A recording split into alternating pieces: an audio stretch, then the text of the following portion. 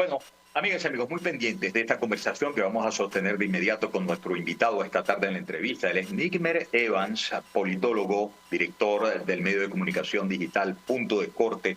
Ha estado 2 veces preso, recientemente salió y, por cierto, luego de ese excarcelamiento dijo: sin que me tiemble el pulso, debo agradecer por su determinación al presidente Trump, quien estaría detrás de esas liberaciones masivas, liberaciones que no han concluido todavía, hay que acotar, ¿no? Y sobre lo cual hay mucho que presionar por la discriminación que quieren que se eternice respecto de cualificación de algunos presos políticos allí. Pero dijo, si no, no estaría hablando aquí. Nigmer, ¿cómo estás? Un fuerte abrazo. Muchísimas gracias, Miguel Ángel, por este contacto. Y bueno, siempre un placer poder intercambiar contigo en tus acuciosas entrevistas. Bueno, gracias, Nigmer. Mira, estoy muy preocupado porque han coincidido durante las últimas horas opiniones que en algunos asuntos de la vida pública han estado yuxtapuestas, ¿no?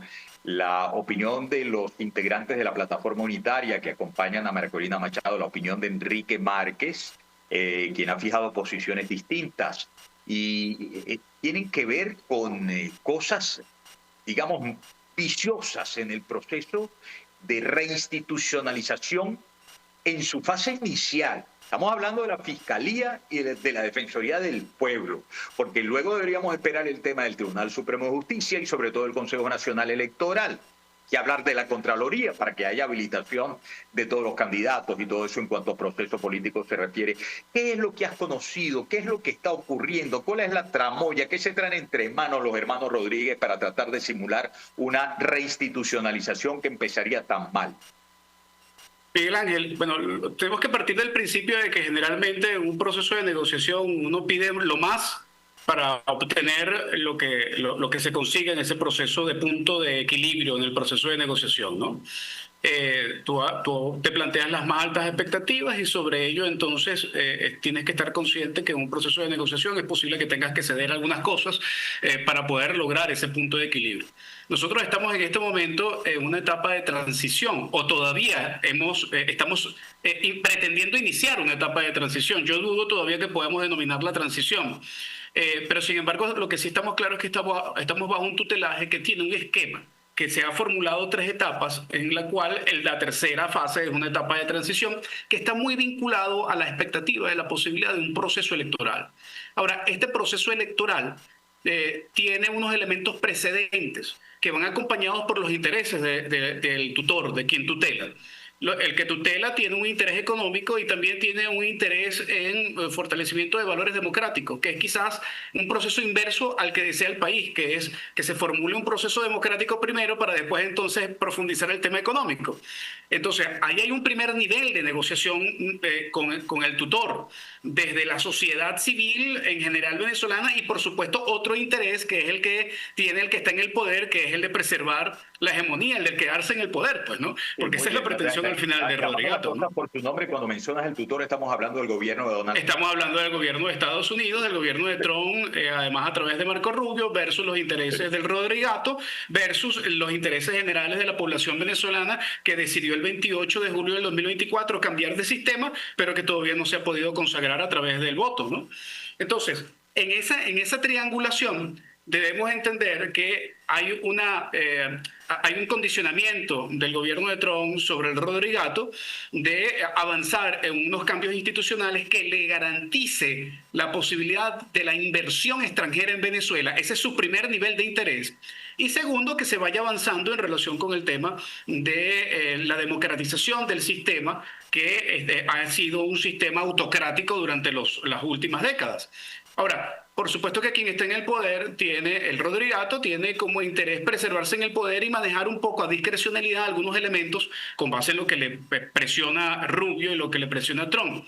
A ver, te aterrizo la idea. ¿Qué está pasando en este momento en relación con el tema de los cambios institucionales que aparentemente adelantan quienes están en el poder, el Rodrigato, y la expectativa de la gente versus la expectativa del tutor? Bueno, está pasando que hay una alta expectativa de que haya un cambio político en el país que está siendo controlado por el Rodrigato en relación con sus propios intereses para tratar de tener algún tipo de preservación en el poder, mientras que el interés fundamental del tutor, del gobierno de los Estados Unidos, es económico y pareciera ser en este momento un plano secundario y le da discrecionalidad al que está en el poder de ver cómo maneja esta situación. Pero, Nick, mira, a ver, yo lo aterrizo un poquito más y lo someto a tu consideración, ¿no? Claro.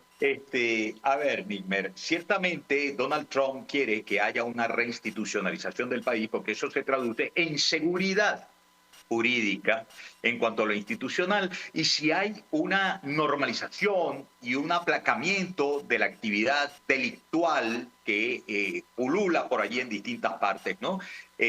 Por cierto, con participación de uniformados militares, uniformados policiales y grupos armados amparados por el régimen, ¿no? Entonces esto se traduce en seguridades personales también que son requeridas para que fluyan las inversiones y se reactive el aparato productivo.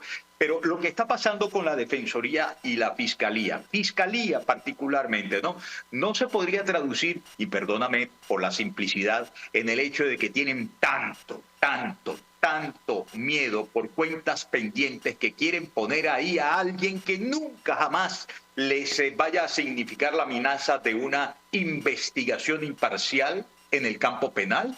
El problema de fondo, Miguel Ángel, es que caigamos en el síndrome del gato pardo, que es cambiar todo para no cambiar nada. Y en eso está quien está en el poder en este momento.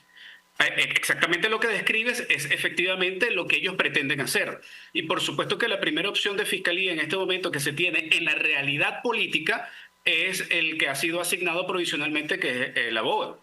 Este es el candidato de Delcy para poderse quedar en la fiscalía. Ahora, la presión de la sociedad civil y la sociedad política en Venezuela es la posibilidad de que otros nombres puedan emerger en ese sentido. En el caso de la fiscalía vemos como, por ejemplo, el nombre de Magali Vázquez se posiciona muy bien dentro de la opinión pública. Postulada por la UCAP. Sin embargo, tenemos unos problemas estructurales para poder empujar esto. Y es que no hay una mayoría ni una representación fuerte en la Asamblea Nacional que pueda garantizar ni siquiera que las candidaturas que se generen por parte de la sociedad civil avancen en algún nivel en ese sentido. Por eso es que la opinión pública termina siendo en este momento importante y la posibilidad de que el gobierno de Donald Trump y Rubio le indique al gobierno encargado de que preste atención a la opinión pública, aún a pesar de la desproporción como consecuencia de una Asamblea Nacional que tiene un origen ilegítimo. Muy bien. ¿Tú podrías explicarnos por qué Larry Labó, el candidato que preferiría Delcy Rodríguez, no entraría en consonancia con la aspiración ciudadana de que la cosa funcione como debería funcionar en términos de independencia y en términos de las salvaguardas que debería proveer a la ciudadanía un ministerio público real? Bueno, porque claramente es un militante de la estructura de gobierno encargado que está en este momento y es un hombre de confianza de quienes hoy ejercen el poder. Pero no solamente eso, porque podría ser de repente alguien con credenciales y que estuviese relacionado con ellos, pero que pudiese tener algún tipo de reconocimiento por algún tipo de trayectoria, pero es que tampoco la tiene en ese sentido. Entonces es bastante complicado poder valorar realmente de manera apropiada la posibilidad de que este señor termine quedándose en la fiscalía porque haya un proceso de debate público en donde se decida quién va a ser. Sácame de la duda porque la verdad, en serio que tengo una duda. No sé si fuiste tú quien escribió en estos días algo sobre Enrique Ochoa Antich. Reconociéndole que ciertamente venía de las luchas sociales. ¿Fuiste tú? Sí, correcto. Fíjate tú. Ok, entonces fíjate, a propósito de eso, porque yo también conozco a Enrique Ochoa desde hace muchísimo tiempo. Es más, fíjate cómo son las cosas. Yo era reportero de Televen cuando antes del 4 de febrero de 1992, de hecho, el 3 de febrero de 1992 iba yo acompañando una marcha hacia Miraflores de jubilados y pensionados y nos cayeron a bombas. Y yo no podía estar más de acuerdo con los viejitos que fueron atacados, ¿no? Y con el propio Enrique que iba liderando esa marcha. en la organización, digamos, junto con Edgar Silva y otros luchadores sociales que seguramente tú conoces, ¿no?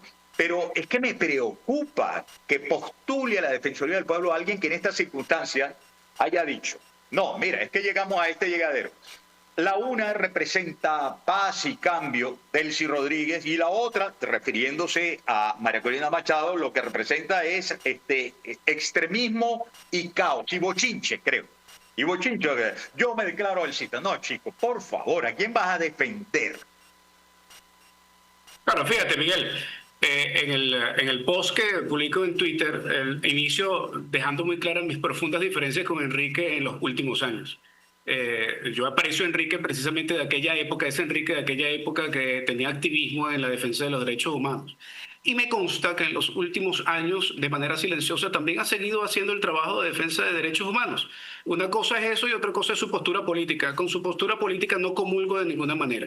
Te agradezco muchísimo la oportunidad, además de que preguntes esto, porque se generó además toda una conmoción en estas redes odiadoras, tratando de señalar además que yo estoy postulando o que es mi candidato. No, no es mi candidato, no lo estoy postulando, no tengo posibilidad ni siquiera de decidir en quién va a ser. Simplemente afirmé que me parecía que era un buen candidato por su trayectoria, así como también lo he dicho de Magali Vázquez, así como en mis redes sociales también lo he dicho de Arlet Figueredo, a quien no conozco, pero postuló a la Defensoría Pública, y de Luis Beltrán Guerra, que es un exministro anterior a Chávez, que también postuló para la Defensoría del Pueblo, y que me parecen perfiles interesantes, especialmente en la dinámica de realidad que estamos viviendo en este país. Algunos perfiles que están apostando a la posibilidad de que haya un verdadero sentimiento de cambio, y otros que es posible que en una circunstancia en la que se está viviendo en este momento podrían ser un punto medio en el cual por lo menos haya una trayectoria que tenga algún tipo de peso para poder pensar que tenga algún tipo de voluntad para incidir. Pero al final, en lo personal, yo no tengo ningún candidato ni para la Fiscalía ni para la Defensoría del Pueblo. Yo lo único que analizo son los pocos perfiles públicos que se han colocado en este momento que conozco y que creo que pueden ser unos casos interesantes que deben analizarse en la opinión pública. Te entiendo, y gracias por la respuesta. ¿Sabes qué? Yo también conocí a Tarek William Saab mucho antes que irrumpiera en la vida nacional Chávez. Y creí que era un buen activista de derechos humanos, y ahora lamento tanto en lo que se convirtió, y lo lamento no por él, que es asunto de él. Aunque te cuento, Nigmer, incluso hubo episodios durante los últimos 26 años, cuando todavía nos hablábamos, que en alguna ocasión me llamó y preguntó qué hacer. Y yo le respondí de buena intención, lo que mejor puedes hacer es tal o cual cosa. Claro que no me hizo caso, ¿no? Y convirtióse en lo que se convirtió. Es muy lamentable, muy lamentable. Bueno, Miguel Ángel, el mismo caso del exdefensor del pueblo, que lo único mejor que hizo en ese cargo fue haber renunciado, el señor Ruiz. O sea, creo que al final es una gran lección, porque no fue enrocado. No sabemos si lo habrán puesto en algún otro puesto, pero públicamente no ha sido. A cosa diferente a lo que pasó con Tarek William Saab. Yo creo que la presión pública es importante para que efectivamente se pueda lograr que algún perfil que pueda pueda gozar, no creo que de consenso en este momento, pero que por lo menos goce de algún tipo de respeto, pueda ser parte de estos cargos para poder aproximarnos o tratar de hacernos sentir que vamos hacia una transición.